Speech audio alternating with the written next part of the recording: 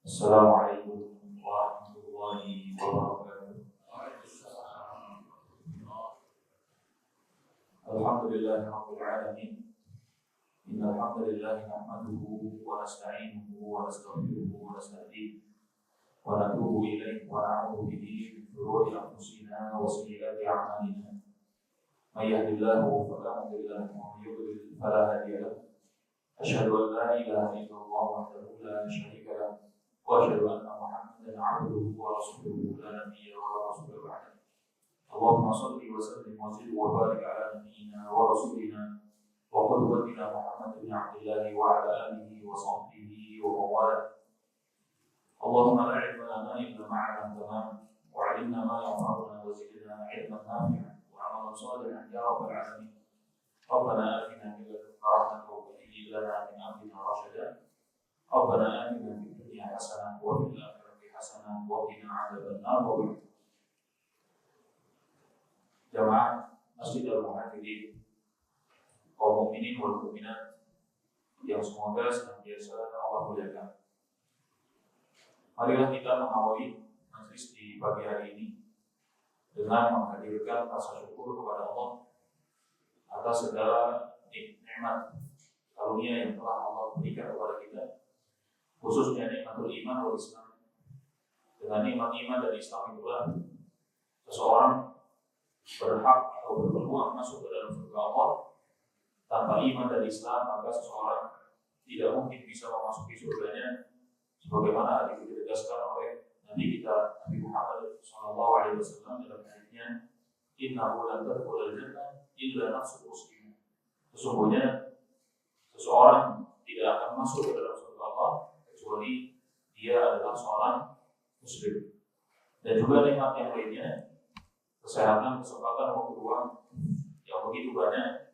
Marilah kita bersama-sama bertekad untuk menggunakan semua nikmat Allah, baik berupa harta, umur, baik berupa anak-anak, apapun itu yang Allah berikan dalam kehidupan kita sebagai wasilah menambah taatnya kita kepada Allah. Dan marilah kita bersama-sama berasar, bertekad untuk tidak menggunakan fasilitas nikmat yang Allah berikan sebagai wasilah berbuat durhaka kepadanya. Hendaknya kita mengingat firman Allah Azza wa Jalla, "Tsumma tus'alunna yauma idzin 'anil na'im." Dan sungguh benar-benar akan dimintai pertanggungjawaban 'anil na'im, dari nikmat-nikmat. Jadi seluruh nikmat akan dimintai pertanggungjawabannya. Sehingga sahabat Abdullah bin Abbas mengatakan tentang ayat ini, beliau mengatakan Allah akan menanyai seseorang, akan dihadapkan di hadapannya, kemudian akan ditanya tentang anak-anaknya, tentang nikmat mata digunakan untuk apa, nikmat telinga digunakan untuk apa, nikmat tangan digunakan untuk apa. Semuanya akan Allah tanya, dan hendaknya kita yang akan ditanya mempersiapkan jawabannya.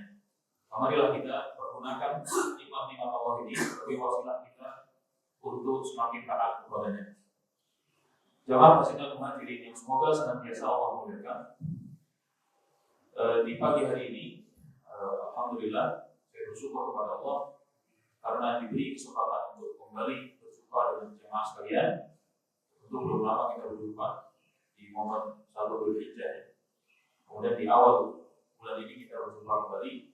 Insya Allah kita akan membicarakan satu tema berkaitan dengan tahun baru Islam, maksudnya tahun baru Hijriah. Karena kita sudah memasuki 1 Muharram. Jamaah sekalian rahimahullah.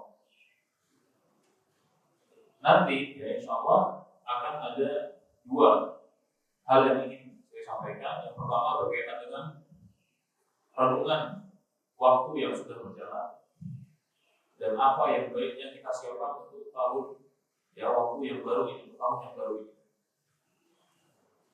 Ada 3 hal yang perlu kita perhatikan berkaitan dengan tahun yang sudah berlalu. Yang pertama, jamaah sekalian rahimakumullah, tahun yang sudah habis mengingatkan kita tentang umur kita yang juga akan habis. Jadi tahun yang selesai mengingatkan kita bahwasanya kita pun juga akan habis masanya.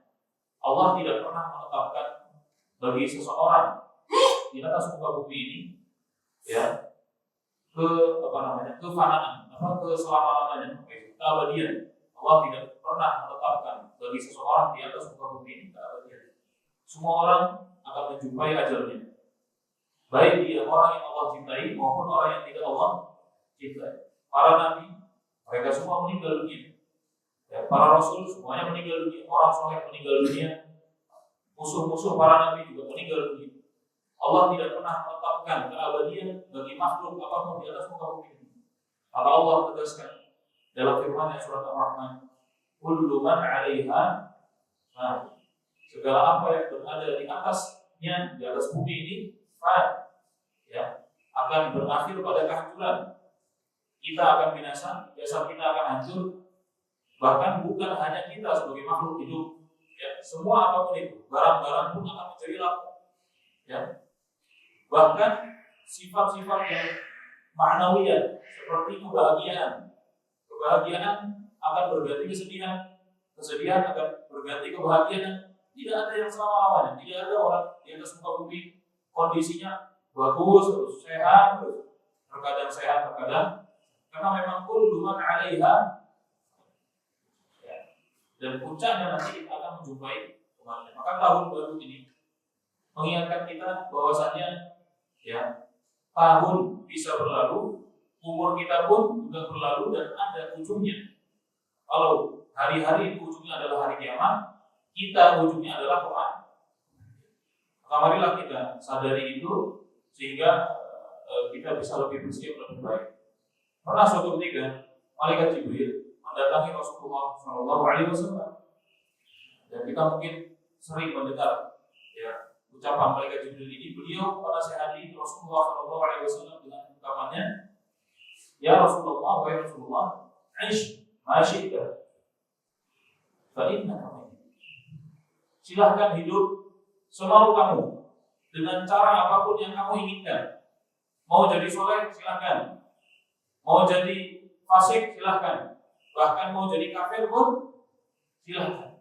Tetapi apa? Ingat satu fakta, kata beliau, kata malaikat Jibril alaihissalam kepada Nabi kita, fa innaka mayyit, kamu pasti. Di sini dalam bahasa Arab menggunakan isim, tidak menggunakan kata kerja, tidak menggunakan fi'il. Kalau fi'il itu karakternya menunjukkan sesuatu yang dulu ala al-huduth wa tajaddud, menunjukkan kepada sesuatu yang terus-menerus. Jadi kalau menggunakan kata kerja. Tetapi kalau menggunakan kata isim itu menunjukkan satu hal yang paten. Ish ma syi'ta, silahkan hidup dengan cara yang kamu inginkan. Fa innaka mayyit, tetapi ingat, kamu ada ujungnya berupa kematian, dan kematian itu sesuatu yang pasti. Ya. Maka Allah tegaskan dalam surat Al-Imran, ya, yang ayat ini sering juga dibaca, ya, kullu nafsin dha'iqatul maut. Setiap yang berjiwa, yang bernyawa akan menjumpai kematian. Maka ini yang harus kita hadirkan senantiasa dalam pikiran kita, bahwasanya innaka mayyit, kita akan mati. Uthman bin Affan, ya, itu adalah sahabat yang jarang menangis menurut para sahabat, ya. Jarang menangis kalau mendengar ayat tentang neraka. Jarang menangis ketika mendengar ayat tentang neraka. Tetapi beliau ini sering menangis ketika diingatkan masalah kematian. Karena kematian ini sesuatu yang besar, ya. Dan beliau mengatakan, bukankah kalian mendengar sabda Nabi SAW, sesungguhnya kuburan itu adalah pintu pertama gerbang akhirat. Pintu pertama sebelum kita menuju akhirat.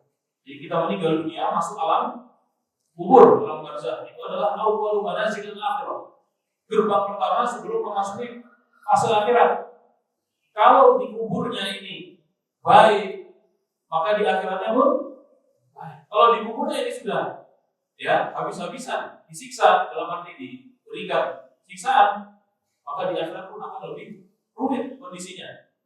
Makanya kita mendengar sabda Nabi juga yang lainnya, setiap petang itu ditampilkan ya masa depannya nanti di akhirat. Kalau orang soleh akan ditampilkan surga, kenikmatan, kuburannya diluaskan, ditemani dengan amal solehnya yang berbentuk seseorang yang sangat rupawan. Ya. Maka nanti orang soleh akan berdoa kepada Allah, ya ajil yaumal qiyamah. Ya Allah, tolong segerakan tegaknya hari kiamat. Segerakan ya Allah. Kenapa? Karena tidak sabar ingin memasuki surga. Sedangkan orang yang banyak maksiat, ya, bahkan naudzubillah, mati dalam keadaan suul khatimah, ya, penutup kehidupan yang buruk, mati dalam keadaan, wafat dalam keadaan, ya, bermaksiat kepada Allah, naudzubillah min dzalik. Maka dia akan dihimpit, diremukkan, ya, kuburan akan menjadi sangat sempit. Ya, kita jangan berpikir dengan dengan logika sekarang, karena nanti kalau sudah masuk kubur itu sudah masuk bagian dari alam gaib. Kita akan mengatakan, loh, ukuran kuburan itu kan sama. Kok yang satu luas mata memandang, yang satu kok disempit-sempitin, sampai diremukkan. Nah, kita akan katakan bahwasanya ini perkara gaib dan Nabi sudah menginformasikan demikian. Ya. Maka nanti kalau sudah bicara masalah gaib, kita jangan mengandalkan akal lagi. Kita mengandalkan riwayat-riwayat yang sahih dari Nabi SAW. Kita yakini. Kalau tidak, ya maka apa ujian keimanan kita? Apa ujiannya? Kita mengatakan beriman, ujiannya apa? Kalau bukan untuk mengimani hal-hal yang gaib, untuk mengimani adanya surga, adanya neraka, adanya yaumul hisab, yang menjadikan kita takut bermaksiat kepada Allah karena kita mengimani itu. Kita tahu akan adanya hari pembalasan, akan adanya neraka, adanya surga. Makanya Allah ketika mencirikan, Allah Azza wa Jalla mencirikan orang beriman di surat Al-Baqarah, ya, apa sifat pertama orang beriman itu? Yang Allah sebutkan di awal surat Al-Baqarah, ya, Alif Lam Mim, dzalikal kitabul la raiba fihi hudan lil muttaqin. Al-Quran sebagai petunjuk bagi orang-orang yang bertakwa. Ciri pertama orang bertakwa, ayat selanjutnya apa? Alladzina yu'minuna bil ghaib. Ya, ciri orang bertakwa yang pertama disebutkan adalah mereka adalah orang yang mengimani perkara yang gaib. Makanya kita sama-sama tahu seseorang itu akan Allah terima taubatnya selama belum menghadapi dua keadaan. Ya, yang pertama sebelum ya nyawa sampai dengan kerongkongan sekarat, Allah akan terima taubatnya sebelum sampai dalam kondisi itu. Kemudian yang kedua, sebelum dia melihat matahari terbit dari arah barat, ya, sebelum dia melihat matahari terbit dari arah barat, dan sebelum nyawa sampai dengan kerongkongan, taubat Allah terima sebesar apapun dosanya. Tetapi kalau sudah terjadi ini, maka Allah tidak terima. Kenapa? Kata para ulama, karena sudah tidak ada lagi ujian tentang mengimani yang gaib. Ketika nyawa sudah sampai kerongkongan, dia sudah bisa melihat para malaikat yang siap menjemputnya. Ya. Sedangkan kalau sudah matahari terbit dari arah barat, ya, oh ternyata hari kiamat betul terjadi. Oh ternyata matahari benar-benar terbit dari barat. Sudah tidak ada lagi, ya, ujian keimanan terhadap perkara yang gaib. Maka orang yang banyak melakukan keburukan ketika di kuburan disempitkan, kemudian ditemani dengan amalnya yang buruk dalam bentuk, ya, seseorang yang sangat buruk rupanya, kemudian ditampakkan padanya, ya, tentang nanti kehidupan di akhiratnya, diperlihatkan siksa neraka dan seterusnya, kemudian dia akan mengatakan, ya ajil, yang pertama pakai ain, ajil, segerakan, yang kedua ajil. Ya, ini beda huruf, maknanya beda. Kalau pakai ain maknanya segerakan, kalau pakai hamzah ajil itu maknanya tunda. Ya Allah, jangan kau tegakkan hari. Ya Rabbi, la tuqimis sa'a. Ya Rabbi, jangan kau tegakkan hari kiamat. Kenapa? Karena dia tahu akhirnya, ya, akhir kehidupan yang di akhirat akan sengsara. Maka jamaah kata rahmatullah, Malaikat Jibril mengingatkan kepada Rasulullah, silahkan hidup semua. Jadi apa? Mau seperti apa? Tapi ingat satu fakta, innaka mayyit. Kamu meninggal dunia. Maka Utsman sering menangis kalau diingatkan masalah kematian. Nah, kemudian kata malaikat Jibril yang kedua, wa'mal ma syi'ta fa innaka majziyun bihi. Ya, silahkan kamu beramal di bumi ini, di dunia ini, di alam dunia ini. Masih semua kamu beramal solehlah, beramal berbuat zalimlah, silahkan. Tapi ingat satu hal, fa innaka majziyun bihi. Kamu pasti akan dibalas. Kamu pasti akan melihat balasannya. Wa may ya'mal mithqala dzarratin khairan yarah. Khairan yarah.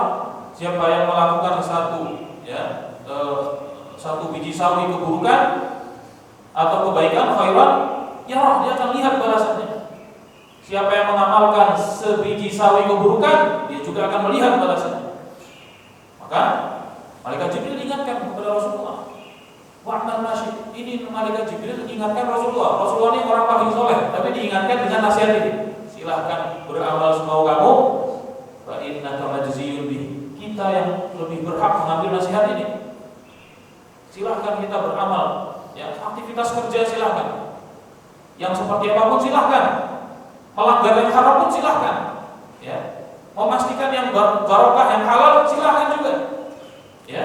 Silahkan beraktivitas semua kamu. Fa innaka majziyun. Tapi ingat, kamu akan dibalas atas apa yang kamu lakukan. Nah, repot ini. Kelihatannya dikasih kebebasan silahkan, tapi ditutup dengan tapi ingat, kamu akan dibalas. Ya. Kemudian kata malaikat Jibril, wa ahbib man syi'ta. Silakan cintai siapa yang kamu cintai. Fa innaka mufariquhu. Kamu akan pisah darinya. Kamu akan berpisah. Tidak ada ya orang yang mencintai orang lain kemudian kok dia enggak berpisah, karena minimal pemisah itu adalah kematian. Pasti akan mati dan berpisah. Maka silahkan cintai siapa saja. Silahkan kau mencintai seorang ulama, kau mencintai orang soleh, kau mencintai orang yang tidak soleh. Silahkan berkawan dengan siapapun. Innaka mufariquhu, kamu akan pisah. Dan kamu akan mempertanggungjawabkan kehidupan akhiratmu sendiri. Ya, kita akan datang menghadap Allah sendirian. Allah akan bertanya tentang amalan kita sendirian. Allah akan menghadapkan kita. Kita akan menghadap Allah. Kemudian Allah akan bertanya tentang amal-amal kita. Alam taf'al kada, alam taf'al kada, alam taf'al kada. Bukankah kamu melakukan ini? Bukankah kamu melakukan itu? Bukankah pada hari ini kamu telah melakukan maksiat? Bukankah kamu telah minum khamr? Bukankah kamu telah menzalimi orang lain pada hari ini? Bukankah kamu pernah berbuat zina pada hari ini? Alam taf'al kada, alam taf'al kada. Bala ya Allah. Betul ya Allah, betul ya Allah. Ya. Tetapi dalam peristiwa itu, hatta dhanna, ketika seorang hamba ini yakin bahwasanya dia akan binasa karena dia melihat, waduh, amalannya buruk sekali. Dan semuanya tercatat rapi. Ya, tidak ada yang terlewat, semua yang tercatat. Maka kemudian Allah berfirman kepadanya, satartahu di dunia, engkau dulu di dunia menyembunyikan dosa itu. Engkau di dunia tidak bangga melakukan dosa itu. Engkau di dunia tidak bercerita tentang dosa itu. Wa ana aghfiru lakal yawm. Pada hari ini aku akan kembali rahasiakan dosa itu dan aku ampuni dosa-dosa. Jadi dalam poin hadis ini yang penting adalah jangan sampai kita ini semua berdosa, tidak ada yang tidak berdosa. Ya. Jangan sampai ketika orang melakukan dosa dia bangga melakukannya. Apa yang disebut dengan al-mujahir, orang yang bangga melakukan dosa. Di malam hari sudah Allah rahasiakan, besoknya dia cerita sama teman-temannya. Kemarin saya jalan-jalan ke sini, kemudian saya berzina. Artinya dia menampilkan, dia menceritakan dosanya. Allah sangat membencinya. Nabi SAW bersabda, kullu ummati mu'afa. Setiap umatku berhak mendapatkan ampunan, illal mujahirin, kecuali orang yang terang-terangan, orang yang pamer melakukan dosa, maka Allah tidak mau mengampuninya. Jamaah sekalian rahimakumullah. Maka ini poin yang pertama, tahun yang sudah habis mengingatkan kita tentang umur kita yang juga akan habis, dan kita akan menjumpai ujung dari kehidupan kita, yaitu kematian. Kemudian yang kedua, adalah ya tentang perenungan waktu yang sudah berjalan, adalah perlunya kita bermuhasabah, menghitung dan mengukur kualitas amal kita setahun yang lalu. Coba kita lihat bagaimana sholat kita, bagaimana ya sedekah kita, bagaimana ya akhlak kita kepada tetangga, bagaimana akhlak kita kepada pasangan kita, akhlak kita kepada istri kita, bagaimana sholat sunnah kita, bagaimana puasa kita. Nah, maka kita muhasabah, menghitung dan mengukur ya kualitas amal kita setahun yang lalu. Ya, hendaknya kita mengingat nasihat daripada Umar bin Khattab radhiyallahu anhu. Dia mengatakan, hasibu anfusakum qabla an tuhasabu. Hitung-hitunglah sendiri ya diri kalian, amal kalian, sebelum nanti yang menghitung adalah Allah. Hitung-hitung sendiri dulu kita. Kita menilai diri kita. Ya, kalau perlu, ya ini saran saya, bukan hanya koreksinya dari diri kita sendiri, karena kalau penilaian dari diri sendiri itu suka subjektif ya, tidak objektif. Maka siapa yang kita tanya? Yang paling berhak kita tanya adalah istri kita. Gitu. Coba tanya kepada istri kita, menurut kamu saya ini pribadi yang baik atau enggak sih? Gitu. Menurut kamu saya ini orang yang soleh apa enggak sih? Jangan minta pendapat dari teman-teman ya. Teman-teman suka berpura-pura di hadapan kita gitu kan. Wah, soleh sekali kamu, soleh. Istri kita yang paling bisa jujur kepada kita. Ya, makanya Nabi ingatkan kepada kita, khairukum li ahli. Yang paling baik di antara kalian adalah yang paling baik memperlakukan istri. Jadi Nabi menjadikan ukuran seseorang dikatakan baik itu bukan penilaian kebaikan dia kepada orang lain, kawan-kawannya, tapi penilaian kebaikan dari siapa? Karena istri dia, ya walaupun nanti kadang kalau dijawab, misalnya kita tanya gitu ya sebagai suami, apa kita panggilnya, Neng atau siapa gitu ya, nilai saya berapa sih? Akhlak saya kepada kamu menurut kamu berapa? Kebaikan saya kira-kira dari 10 itu berapa? Gitu ya. Ini jujur bang, gitu ya. Jujur lah. Berapa bang? Berapa ya? 6 dah. 6 doang bisa gitu kan? Masa 6 doang? Oh, kita malah gak terima dikasih penilaian gitu kan? Tapi jujur, yang bisa menilai kita dengan baik istri, karena dia hidup bersama kita, ya, sering bertemu dengan kita, membersamai kita luar dalam, ya. Kalau kita di luar itu kan menampilkan kesolehan seringnya, di hadapan orang menampilkan kebaikan. Tapi kalau sudah pulang ke rumah itu kita ya, aslinya kita di rumah itu. Ya. Maka jangan terlena dengan pujian orang. Misalnya dipanggil, mari kita sambut Ustadz Fulan. Masya Allah, beliau adalah pendiri ini dan itu, beliau adalah ini, beliau itu. Ternyata di rumahnya istrinya menilainya, dengar itu, alah, istrinya mendengar. Ketika mendengar pujian itu diucapkan, alah, gitu.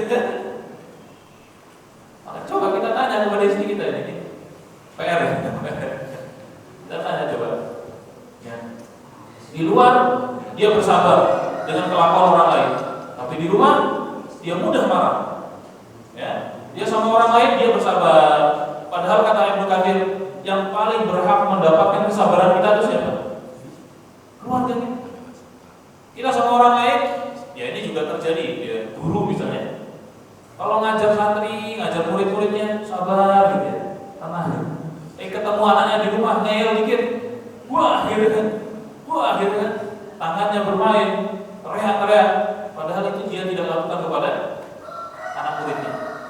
Kenapa demikian? As-sabru li ahlikum sabran. Sabar kepada keluarga, sabar kepada istri khususnya harus berkali-kali ditambah.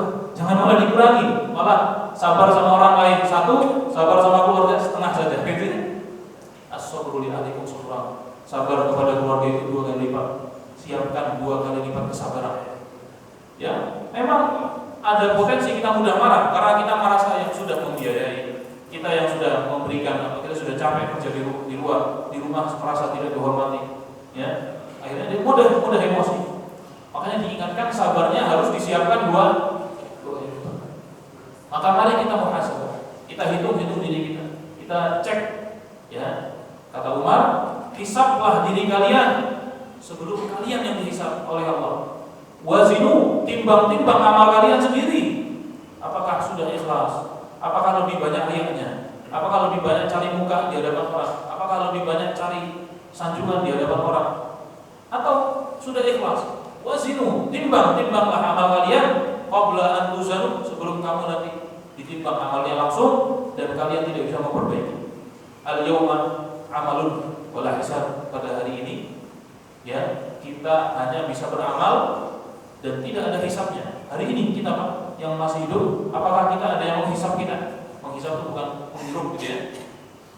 Maksudnya di sini menghisab adalah menghitung. Kalau namanya dihitung itu kan dicek itu, oh ini kualitas baik, ya masukkan hitungan. Oh ini bagus nih, masuk timbangan. Oh ini gak bagus, buang. Ya, oh ini gak berhak ditimbang, buang. Wazinu qabla an tuzanu.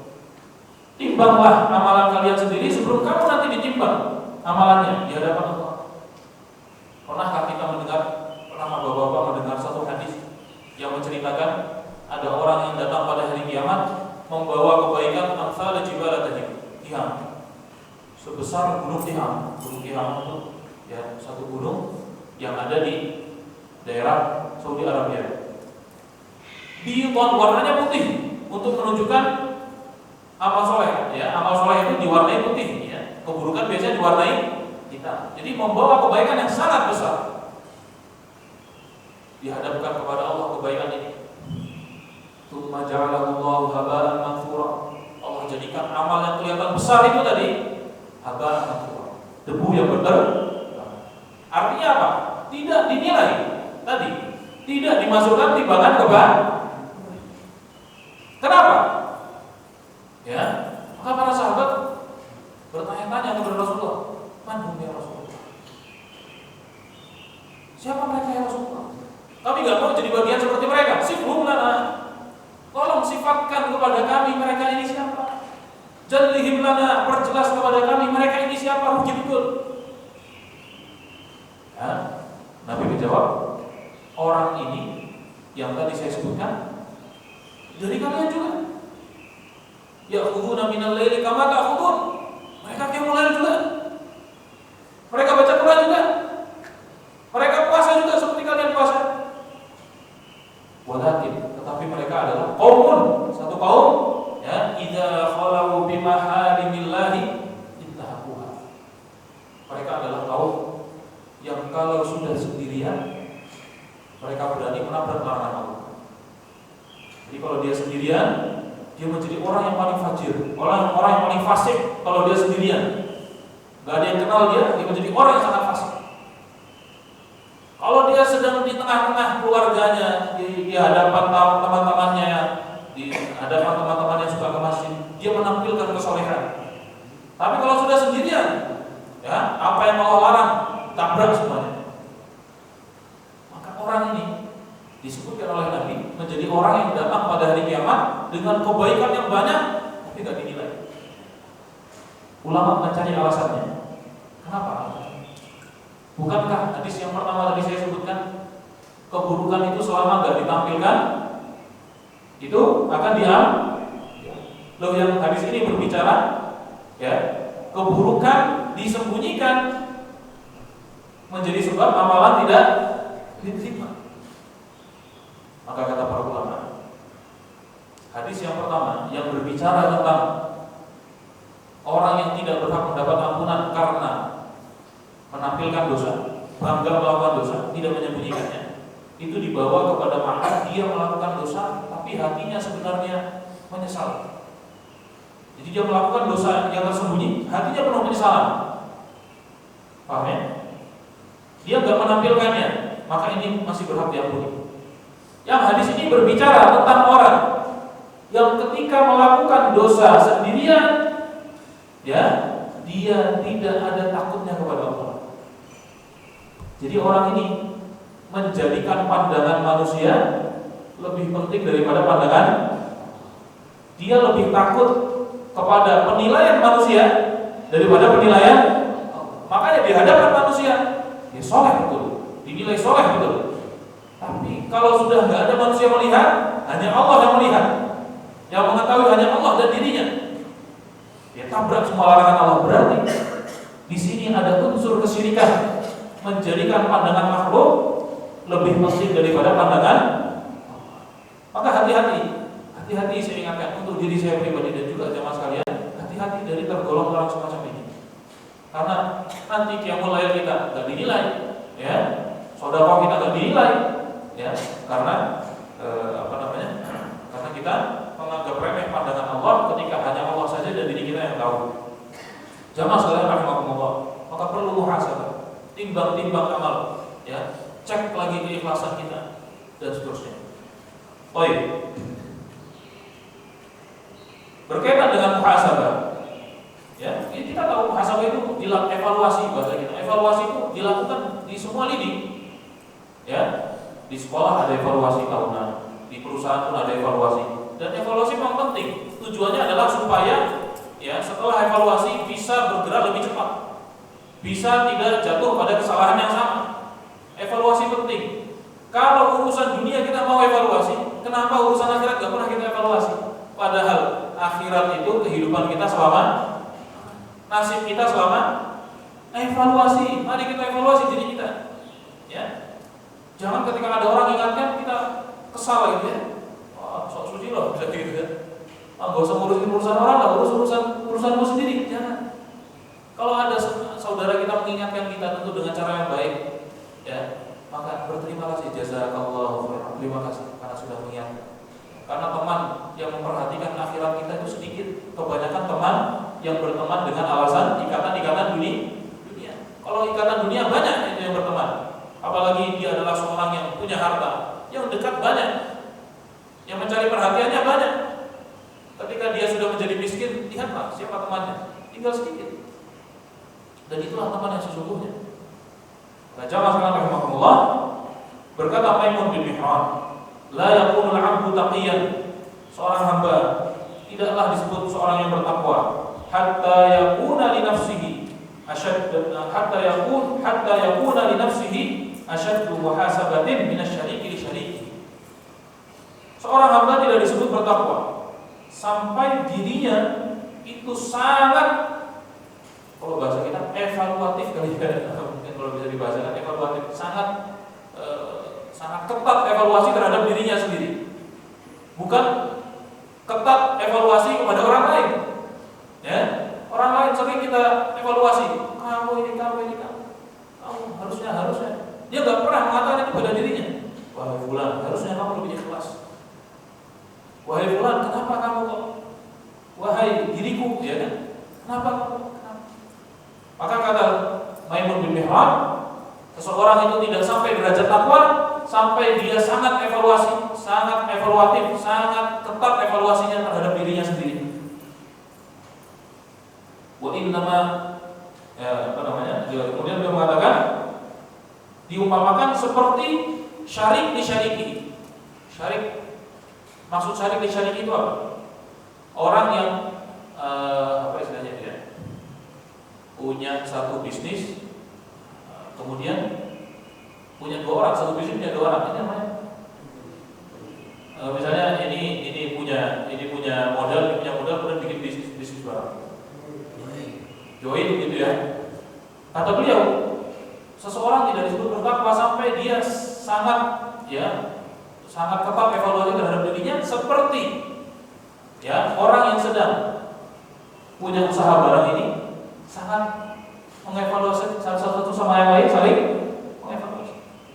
Ya, kamu jangan asal kasih putusan loh, kamu harusnya begini. Sangat evaluatif. Tidak, atau kita punya pekerja, ya kita nggak dilepas begitu saja, tapi kita sangat mengevaluasi diri. Nah, walihada qila, oleh karena itu ada satu ungkapan, an-nafsu kasyarikil khabban. Jiwa kita ini, ya, Kasyarikil khawan, seperti orang yang join bisnis dengan kita tapi dia sangat berkhianat. Kalau kita tahu kita join bisnis sama seseorang, kita tahu dia mudah berkhianat, tapi kita ingin mengambil manfaat darinya berupa pengalaman dia. Misalnya dia mudah berkhianat tapi dia punya pengalaman, dan pengalamannya kita butuhkan. Pada akhirnya kita tetap join sama dia, tapi kita akan gimana? Kita akan benar-benar sangat ketat evaluasi kita kepada dia. Kata beliau, ya, hendaknya kita jadikan diri kita ini seperti ya seorang yang mau berbisnis dengan kita dan dia itu sangat mengkhianat. Illam tuhasibhu, kalau kamu ya lalai dari mengevaluasinya, dhahaba bimalik, dia akan pergi membawa hartamu. Kalau ini kontennya harta, kalau dalam kehidupan kontennya adalah umur. Umur ini kan sesuatu yang paling berharga. Modal kita adalah umur kita di dunia ini. Modal kita raksumal, ya, yang merupakan bagian dari modal utama kita adalah umur. Dengan modal utama ini kita bisa gunakan untuk kebaikan, bisa kita rugi juga. Maka umur ini adalah modal. Maka kalau diumpamakan tadi seperti orang yang mudah berkhianat, dia akan mengambil harta kita dalam kehidupan kita, bentuknya adalah umur. Apa yang perlu kita evaluasi? Berkata Ibnu Qayyim, ya, beliau memberikan langkah-langkah ya secara teknis kalau kita mau evaluasi diri. Beliau mengatakan awalan al-bada bil faraid. Memulai mengevaluasi diri kita tentang kewajiban. Ya, kewajiban-kewajiban Allah, kewajiban-kewajiban yang telah Allah bebankan kepada kita, bagaimana kondisinya? Allah mewajibkan sholat, Allah mewajibkan zakat, Allah mewajibkan puasa Ramadan, Allah mewajibkan kita untuk memberi nafkah kepada yang kita tanggung. Kita cek dulu sholat kita bagaimana. Kalau kewajiban ini beres, ya, kita cek larangan Allah, masih suka kita tabrak atau tidak? Yang Allah haramkan kita tabrak atau tidak? Kita remehkan atau tidak? Kalau larangan sudah kita evaluasi, baru berpindah ya kepada amalan-amalan yang sunnah. Bagaimana evaluasinya? Kemudian selanjutnya tentang kelalaian. Lalai kita termasuk orang yang lalai atau tidak? Jarang mengingat Allah atau tidak? Kalau dapat nikmat seringnya sombong atau syukur. Kalau dapat musibah, ya seringnya kalau dapat musibah seringnya berkeluh kesah atau bersabar. Kita cek bagaimana kelalaian kita. Kita termasuk orang yang lalai atau orang yang ya banyak sadar, banyak mengingat Allah. Inilah langkah yang Ibnu Qayyim sebutkan kalau kita ingin muhasabah. Muhasabah, evaluasilah tentang kewajiban kita. Karena tidak ada amalan yang lebih Allah cintai dari apa yang telah Allah wajibkan. Tidak ada amalan yang lebih Allah cintai dari amalan yang Allah wajibkan. Kalau ditanya mana yang lebih Allah cintai, sholat subuh dilakukan dengan cara yang baik, dengan qiyamul lail satu malam, maka jawabannya adalah sholat malam dari habis isya sampai menjelang subuh. Dengan sholat subuh yang hanya kurang lebih 5 menit atau 10 menit, tapi dilakukan dengan baik. Mana yang lebih utama? Sholat subuh. Maka keliru kalau ada orang qiyamul lail tapi subuhnya kelewatan dan dia merasa menjadi orang yang baik. Tidak ada amalan yang lebih Allah cintai dari apa yang Allah wajib. Kalau yang wajib beres, baru itu yang sunnah masukkan. Dan kalau sunnah itu sudah masuk dan kita lakukan, bonus yang akan kita dapatkan Allah cinta kepada kita. Kalau Allah sudah cinta, Allah ridho kepada kita sudah. Itu ya inti daripada hidup kita di dunia ini, mencari keridhaan Allah, mencari cinta Allah. Baik. Kemudian jamaah sekalian rahimakumullah, kita ringkas pembahasannya karena sudah mau syuruk. Ada 3 tadinya saya sampaikan, baru 2 tadi kita cukupkan. Kita pindah kepada bagaimana kita menyambut tahun baru ini. Bagaimana kita menjalani tahun baru. Nah, yang pertama, ya, marilah kita berani merancang cita-cita yang tinggi, baik dalam urusan dunia maupun dalam urusan akhirat. Jadi kita ini punya idealisme kalau bahasanya, punya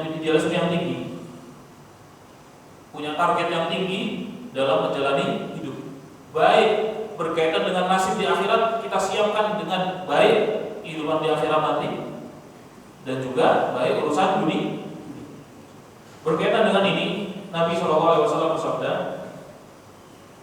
ya, dalam hadis yang sahih yang diriwayatkan oleh banyak perawi, beliau mengatakan, Inna Allah Ta'ala yuhibbu ma'aliyal umuri wa ashrafaha wa yakrahu safsafaha. Allah itu suka, ya, satu aktivitas yang manfaatnya banyak. Allah suka sesuatu yang ma'ali, sesuatu yang tinggi, sesuatu yang sesuatu yang sangat bagus, sesuatu yang top gitu ya, bukan sesuatu yang rendahan. Jadi Allah suka yang top ini. Ma'ali al-umur, perkara-perkara yang besar, wa asyrafah, dan perkara-perkara yang mulia, Allah menyukainya. Wa yakrahu safsafa, Allah tidak suka perkara-perkara yang rendah. Artinya kita berupaya, kalau sudah melaksanakan sholat, bukan fokusnya yang penting sah, tapi lakukan sholat dengan sholat yang terbaik. Kalau sedekah yang terbaik. Kalau kita melakukan ibadah apapun itu, umroh, haji, berperilaku, berakhlak, bukan hanya sekedar yang penting saya tidak menyakiti. Tidak. Bagaimana saya berakhlak dengan akhlak yang paling baik. Jadi kalau melakukan sesuatu, lakukan yang paling maksimal, itu Allah suka. Inna Allah yuhibbu ma'aliyal umur wa ashrafaha wa yakrahu safsafaha. Menjadi contoh adalah sahabat Abu Bakar As-Siddiq. Beliau ini orang yang tidak pernah nanggung melakukan kebaikan. Kalau bicara Abu Bakar As-Siddiq, luar biasa.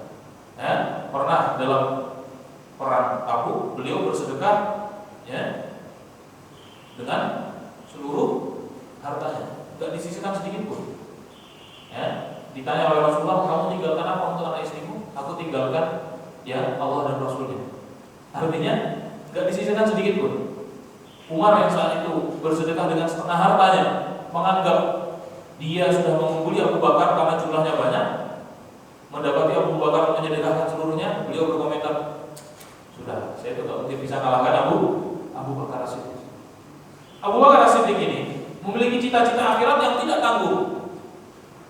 Beliau itu pernah suatu ketika Nabi SAW biasa berjumpa dengan para sahabatnya, ya. Kemudian Nabi bercerita tentang mereka yang dipanggil dari pintu-pintu surga. Ada yang dipanggil dari pintu sedekah, ada yang dipanggil dari pintu puasa, ada yang dipanggil dari pintu surga yang ini. Kemudian tiba-tiba Abu Bakar mengatakan, bi abi anta wa ummi, ayah dan ibuku sebagai tebusan bagimu ya Rasulullah. Ma alaman du'iya min tilkal abwab min darurah, fahal yud'a ahadun min tilkal abwab kulliha. Ya Rasulullah, engkau tadi menyampaikan bahwasanya ada yang dipanggil dari pintu ini untuk masuk ke dalam surga. Hai fulan, pintu, masuklah dari pintu rayyan, masuklah dari pintu ini. Beliau bertanya, ya Rasulullah, ada enggak orang yang dipanggil dari seluruh pintu surga?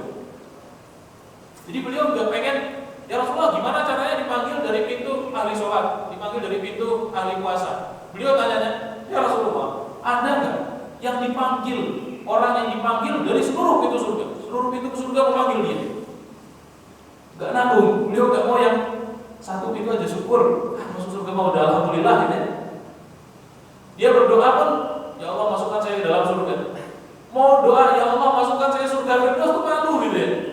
Seolah-olah saya enggak pantas masuk surga Firdaus. Padahal Nabi mengatakan, idza sa'altumul jannah, kalau kamu minta surga, fas'alullah al-jannatal firdaus. Mintanya jangan nanggung, mintanya surga Firdaus. Masalah nanti masuknya yang mana terserah Allah, tapi mintanya enggak nanggung. Makanya Abu Bakar nanyanya, apakah ada yang dipanggil dari seluruh pintu ya Rasulullah? Nabi menjawab apa? Na'am, ada. Wa arju an takuna minhum. Saya berharap kamu termasuk di antara mereka yang dipanggil dari seluruh pintu. Pintu sedekah panggil dia, pintu puasa panggil dia, pintu semuanya panggil. Maka enggak nanggung. Kemudian juga ada seorang sahabat namanya Rabi'ah. Beliau ini membantu Rasulullah. Ketika Nabi sedang buang hajat, dibantukan mengambil batu, diambilkan air. Kemudian selesai dibantu, selesai dari hajatnya Nabi kemudian adalah orang yang sangat berterima kasih, sangat tahu membalas kebaikan orang lain. Maka Nabi berkata kepada Rabi'ah, ya Rabi'ah, wahai Rabi'ah, minta apa sama aku?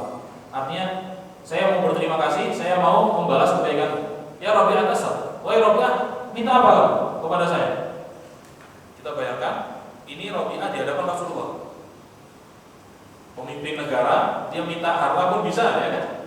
Kalau dia butuh harta, dia minta apapun bisa di hadapan orang yang luar biasa ini, Nabi yang mulia. Apa yang dijawab oleh Rabi'ah? Ya, fakultu, ya, aku berkata, kata Rabi'ah, as'aluka murafaqataka fil jannah. Ya Rasulullah, saya itu cuma kepengen satu aja ya Rasulullah. Apa itu Rabi'ah? Kalau boleh, saya pengen berada bersanding bersamamu di surga. Jadi pengennya surganya levelnya bersama Rasul dan berada di samping Rasulullah. Saya pengen surga di surga nanti bersama engkau ya Rasulullah. Apa gak ada permintaan yang lain? Wahai Rabi'ah, mungkin kamu minta, kan namanya Nabi habis ditolong buang hajat. Mungkin kamu minta di rumah kamu kekurangan beras atau beras ya, kekurangan gandum, kekurangan kurma, atau kamu butuh bantuan apa, kamu perlu dibantu membawakan apa. Nanti saya bisa minta tolong sahabat yang lain. Gak ada yang lain, Rabi'ah. Ya.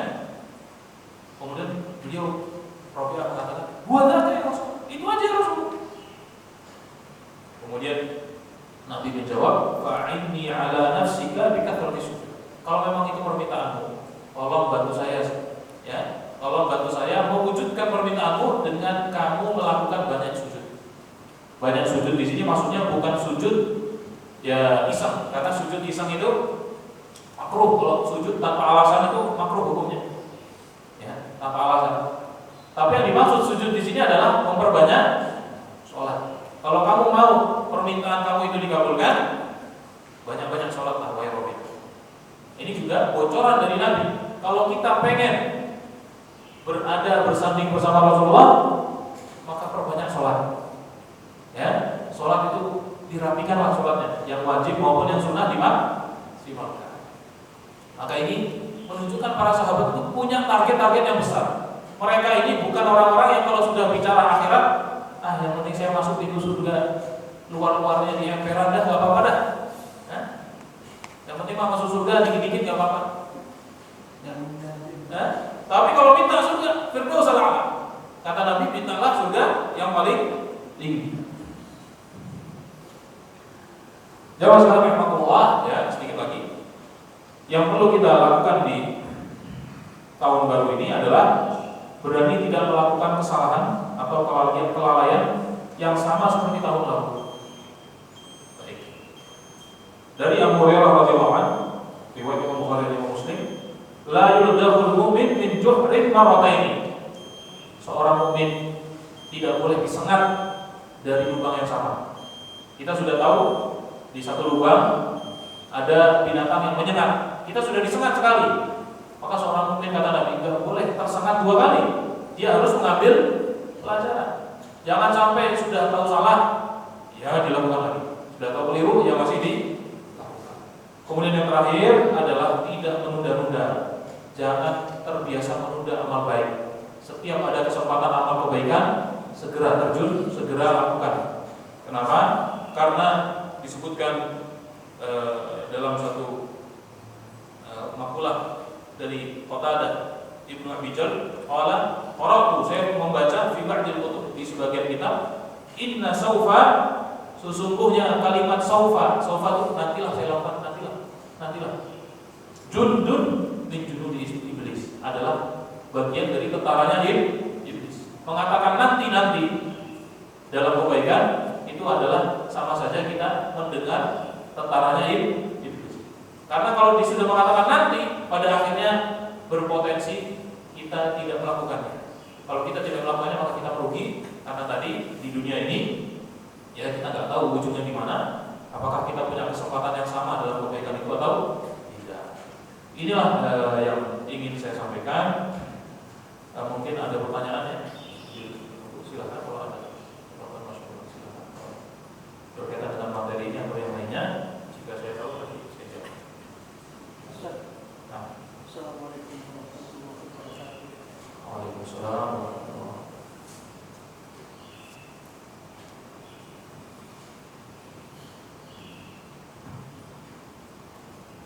Kemudian Ustaz, begini sangat menarik. Baginda Rasul bersabda bahwa orang yang beruntung adalah orang yang lebih baik tahun ini daripada tahun kemarin. Artinya harus ada peningkatan. Pertanyaannya, untuk menjaga atau untuk meningkatkan ibadah kita, amal kita, kiat-kiatnya yang mesti harus dijaga, harus bisa atau katakanlah berprestasi dalam ibadahnya. Tolong bisa bolehkan Ustaz. Yang kedua Ustaz, yang kedua, dialog Nabi Musa dengan Allah ketika menghadap Allah. Nabi Musa bilang sama Allah, ya Allah, saya sudah melaksanakan sholat, saya sudah melaksanakan puasa, saya sudah melaksanakan zakat. Terus apa lagi yang mesti ibadah yang paling disenangi sama Engkau? Allah jawabnya, berikanlah makan kepada orang yang sangat membutuhkan makanan, karena aku adalah pada waktu itu sudah di situ. Artinya Allah sedang bersama. Itu maksudnya bagaimana? Baik. Assalamualaikum warahmatullahi wabarakatuh. Waalaikumsalam warahmatullahi wabarakatuh. Yang pertama, tadi berkaitan dengan apa?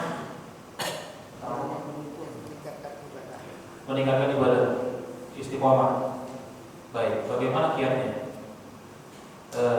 Jamaah kalian, ingatlah bagaimana supaya kita hari ini bisa lebih baik dari hari yang kemarin.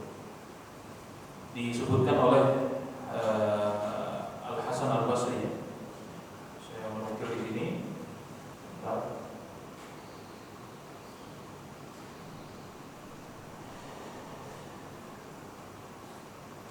Sini di mana?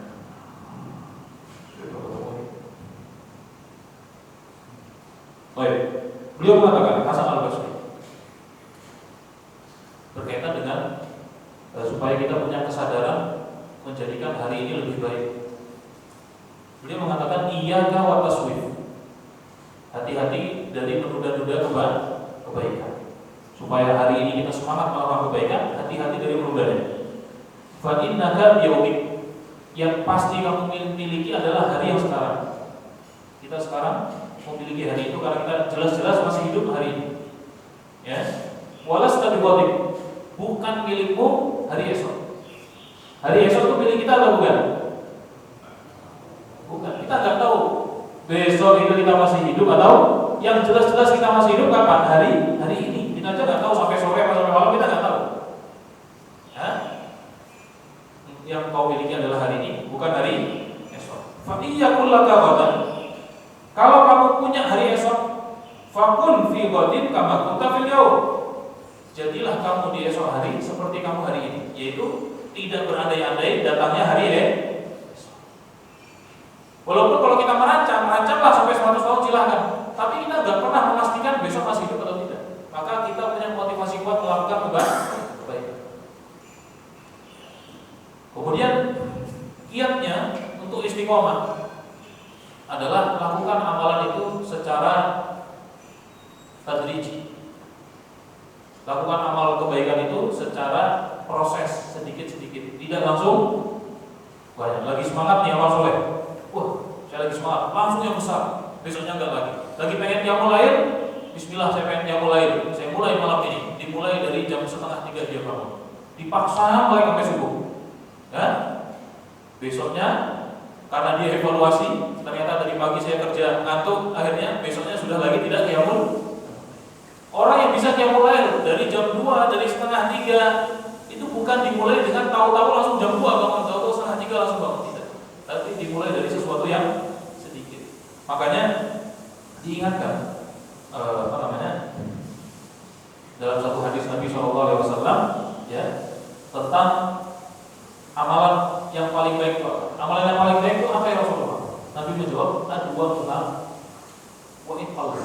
Ibadah yang paling sering dilakukan, rutin dilakukan, wa iqal walaupun sedikit.